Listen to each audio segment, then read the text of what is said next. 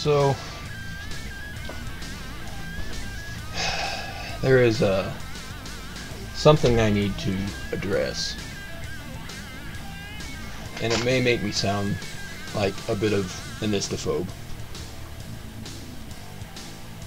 but I need to address this, and it's kind of awkward. Stereotypes in the military. I don't mean to upset anyone, but it seems to me that there is a very specific type of person who uses a very specific type of vehicle, and it's almost comical when it's out of the norm. It's surprising when I see someone outside of the parameters. Almost to the point where it's almost like stolen valor to a degree.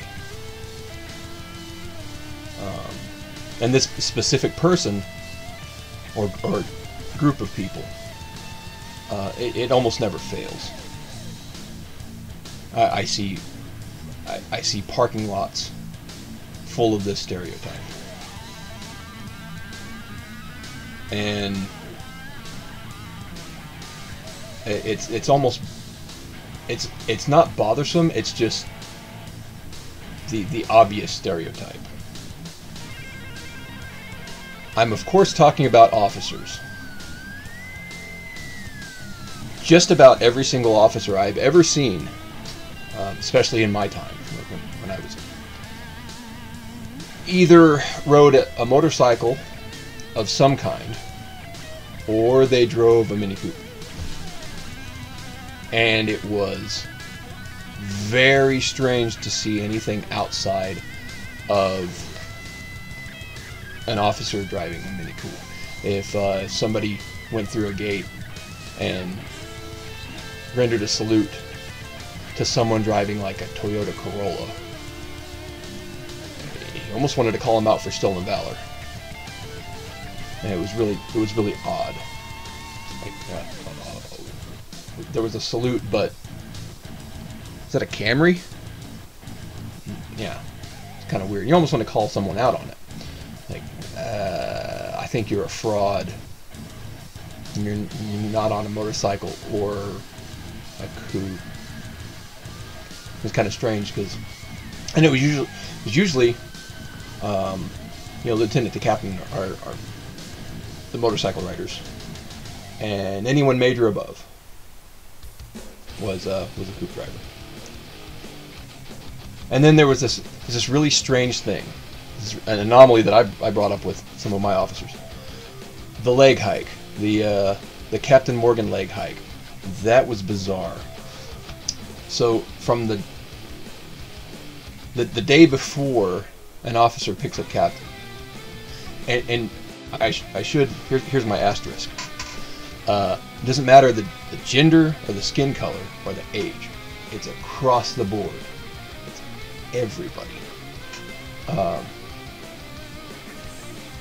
Let's say they're in the zone for officer and they're going to pick up tomorrow. Well, today they're standing straight-legged or parade rest, speaking to a captain or a major.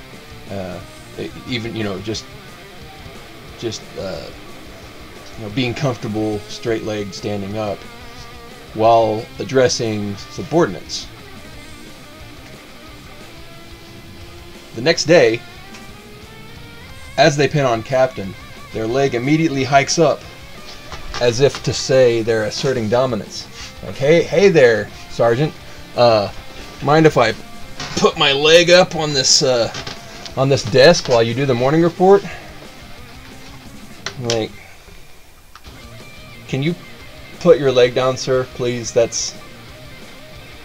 Ugh.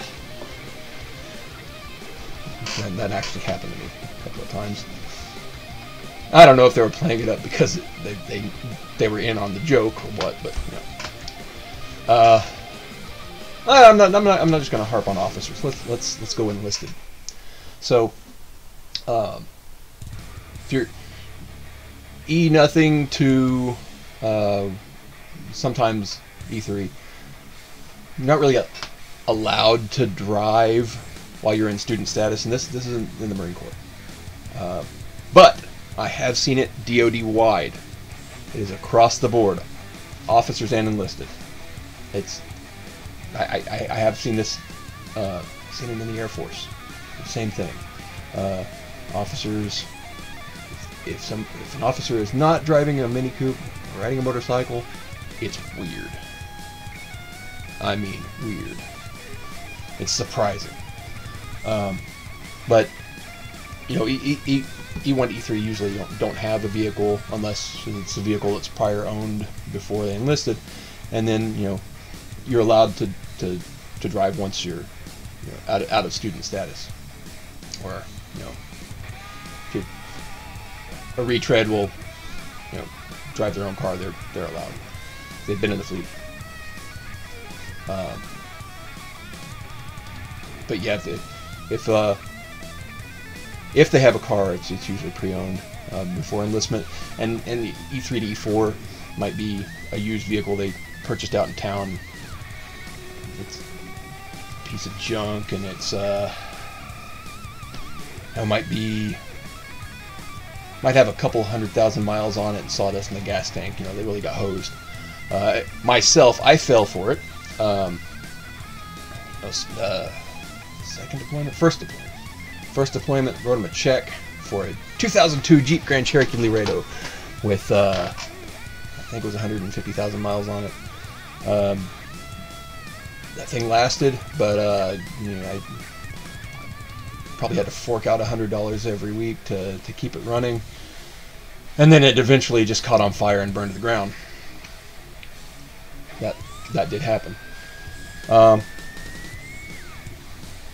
Let's see, E5 to 6, probably going to be a muscle car of some kind, especially on a second enlistment.